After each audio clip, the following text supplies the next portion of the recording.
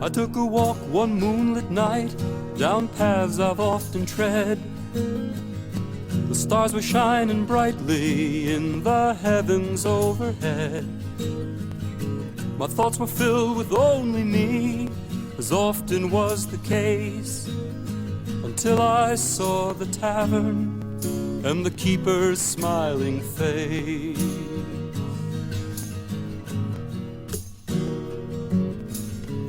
There was something in his gestures that drew me to the door. I took a careful look inside, and then I looked some more. The tavern had a cheery air, a feeling very fine. Then I noticed in the window these words upon a sign.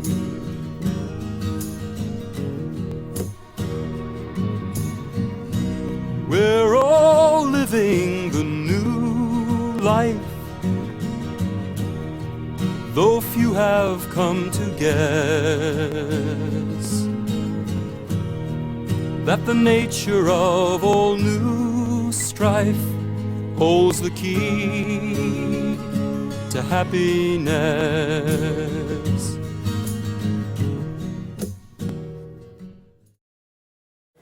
Chagal was with Baba from the beginning, but new day he did not join. His wife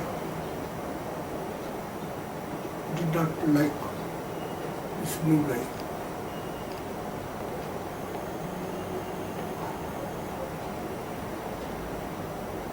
They were living in staff quarter.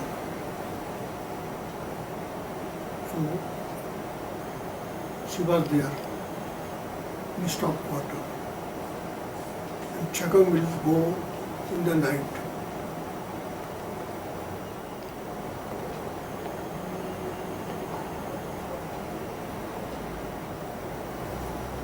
Wife said, no, this is no life.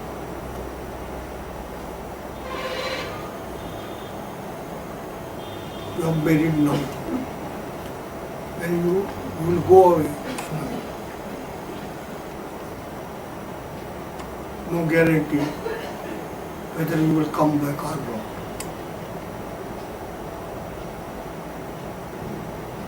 If Baba gives the period, then of course you can go, but he does not give to go. Once we join means it is for all time. I will not be able to see him.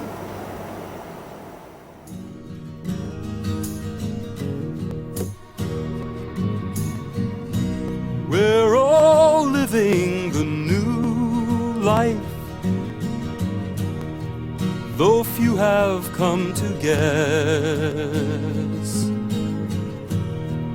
that the nature of all new strife holds the key to happiness.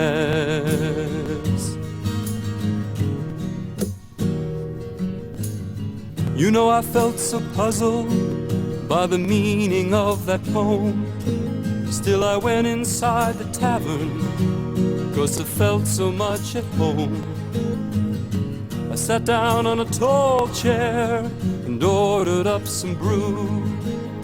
The keeper came with warm brown eyes and a smile that pierced me through.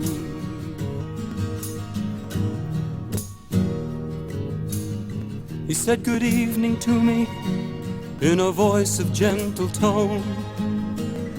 He poured me out a scarlet drink that in the moonlight shone.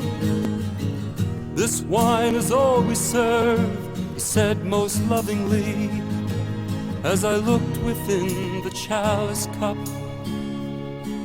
at reflections which were me.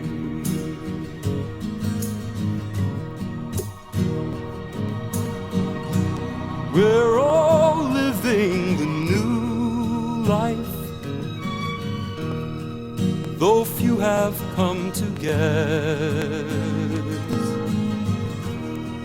that the nature of all new strife holds the key to happiness.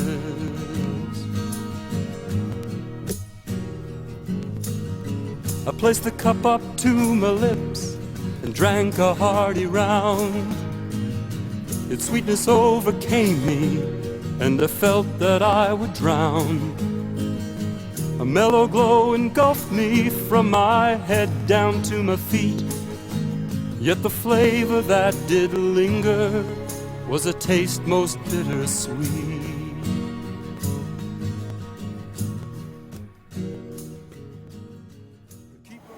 Fortune.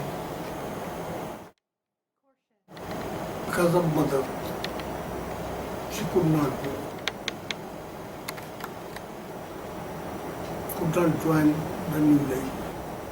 Old man, so he did not join new life. And new life means no life. After our own.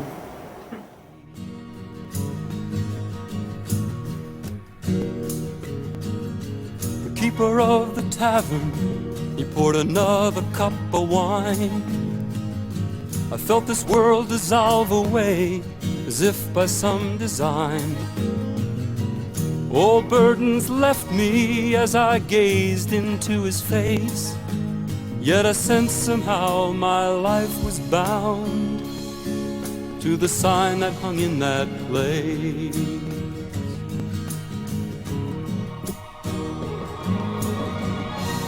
We're all living the new life,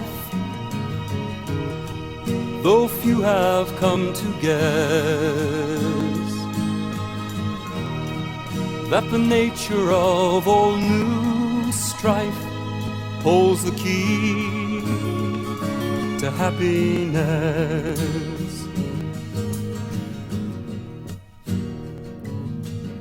You know, my friends, I've often heard of seekers after truth, of how they left this world behind and how they spoil their youth.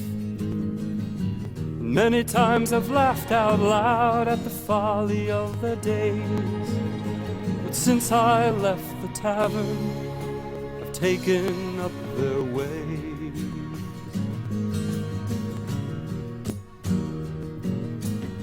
And now my life hangs strangely on the scales of joy and pain. My only wish is to find the tavern and enter there again. Within me burns an awful thirst, whose only cure is wine, a drink procured by realizing those words that were on that sign. You know what happened? I was about to tell that story about not knowing what new life is, in spite of having been in new life and all that. Years passed by, huh? Yeah, and I simply said gypsy life and this and that. Well, it might mean this, you know, that go from place to place, it's a sort of a renunciation and all that sort of thing. It didn't mean anything to me. I simply added one thing, you see. We went out begging, you see, and what it implies might be that we have to continue to beg for love from the Lord and this and that. I tried to I didn't know what to do. They were there with all these guns around me, you know. So I just started wondering as to suppose the people after this was 1970-71, people will come and what is this new life? What could it be? What could it mean? And this and that. And our Lord comes to our rescue. One day, a certain person comes over here, and that person is, I think, Anita. Via. And you know how she was. Now she's not, well, I hear that. I haven't seen her for quite many years now. So we are sitting here, few people around, and we are reminiscing of our old days, you know, her old days with Baba and our days with Baba and this and that and all that sort of thing. And she says about the 1930s. when she met Baba first and all that, and how it was that they were there, you see, and there's no time to cut short the whole story. So this is the drama that was played on the in the third visit. So what happens is this, that's what Anita tells. This is 30s mind here, early 30s. In the crowd, Anita tells me that day, it was only for a few hours. People are coming, there's a big hall, people are seated, some people go away after seeing Baba, being introduced and all that sort of thing. Came one young woman, very young, very beautiful, very healthy, and she does not even know why she is there. Nobody is there to introduce her to Baba or anything like that. So she looks here and there to the crowd here. And what's happening? Why are they? They are all facing something. So she turns her face towards Baba. Seeing Baba, all of a sudden she bursts out into tears and cries. And she kneels down before Baba and cries loudly. Baba takes her head and puts her head on his lap, on her knees. And Baba comforts her and soothes her and all that. After a while, Baba lifts her head up, looks into her eyes, and the interpreter is there to interpret. And Baba says, "What's the matter with you? Why are you so miserable? You are so young, so beautiful, so healthy. What's the matter with you? Why are you so miserable?" And she again bursts out into tears and says, I know. I am healthy, I am beautiful, I know I'm young. Not only that, I'm very wealthy. And yet, I'm so miserable that there is no escape. So Baba looks surprised. He took her head and bent down and put it on his feet. And there she again begins to sob and all that, and Baba soothes her, comforts her, and then she calms down. And afterwards Baba lifts her up and says, "There you are. You are no more your own. Now begin to live the new life." Oh, I say, that is the new life. You see how it dawns upon me, I'm hearing now. Begin to live the new life, to love me and to remember me. Go and sit there. That's how she is. Again the queue starts, and how do you do, Mr. Meher Baba, and all that goes on and on and on and all that. After about half an hour, Baba calls her again. He says, "Remember what I told you. Now you are beginning to live the new life, to love me and to remember me, and keep happy. You are no more yourself. Go." And Baba embraces her. She goes happily, After she leaves, Baba stops the queue, and those who are there in the hall, Baba addresses them. He says, "Did you see what happened here? I want each of you here to start to live the new life, to love me and to remember me. To begin to live the new life is not to have a new page or a new chapter in your life. It needs to have a new book. To love me and to remember me. Past is past, throw the thing out and begin to love me and remember me." So that is the real meaning of new life. And all will have to one day, sooner or later, millennia passes by. It will be everyone has to live that new life. Whether it be this advent or that advent, is the same one comes again, the ancient one, to love him and to remember him. That's all. That's the gist of all this. No amount of austerities, no amount of renunciation can ever help us. Just remember him and love him. And that will play the trick.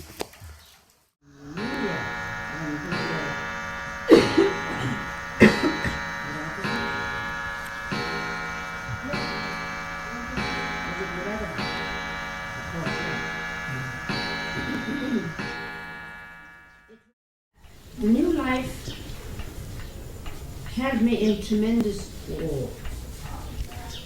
For instance, a new life song. I couldn't always want to hear it. The new life had so much binding. It was a life of total binding. And yet, at one point, I experienced a little breath, just a breath of a freedom that was not because we were not cluttered up with things, not because we were just wandering, but that freedom which Baba refers to, because I even said to myself, my God, if this is the freedom Baba's talking about, why, one would do anything for this. Just a breath of it. And at another time, I seem to see the depth of the new life. And the only similarity I can speak of in terms of, say you are in a boat on very still ocean, and it's so beautiful. You're looking everywhere. You can't see the bottom of the ocean. But suddenly it was like I'd look down and realize, my God, look what our boat is on. Wow, it's so profoundly, tremendously deep, and that awe was something. That's what the new life, just an iota of a glimpse or an idea. And that's why then when I heard the New Life song, in the beginning it was all right. After that, it was too awesome, too deep. The depth was, and it's very deep. That Baba has walked for all of us. We only follow his footsteps. He has walked it. Baba has walked the New Life.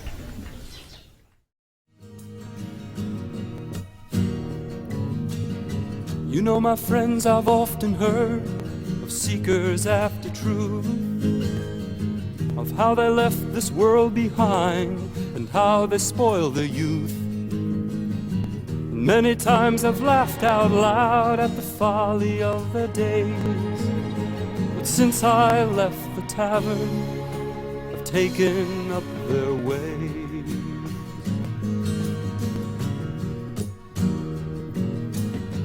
Now my life hangs strangely on the scales of joy and pain. My only wish is to find the tavern and enter there again. Within me burns an awful thirst, whose only cure is wine, the drink procured by realizing those words that were on that sign.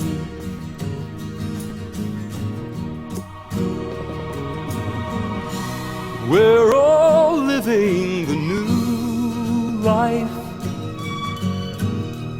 though few have come to guess that the nature of old new strife holds the key to happiness, holds the key